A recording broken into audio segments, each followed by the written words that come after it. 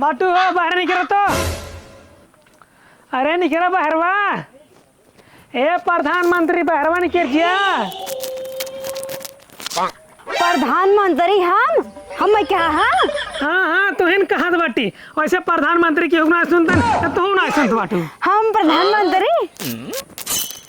अब की बार सपना भौजी की सरकार, अब की बार सपना भौजी की सरकार। ये भौजी बड़ा नारा वारा लगवावत है। भौजी जी जिन कहा में ठीक है, हम प्रधानमंत्री बने प्रधानमंत्री।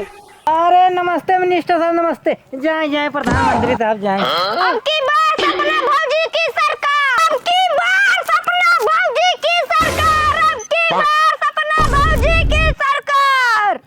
अरे बहनी तू क्या है? अरे बहनी तू, अरे हमको बहनी बहनी जिनका ठीक है प्रधानमंत्री बने वाले प्रधानमंत्री कहा करा। प्रधानमंत्री?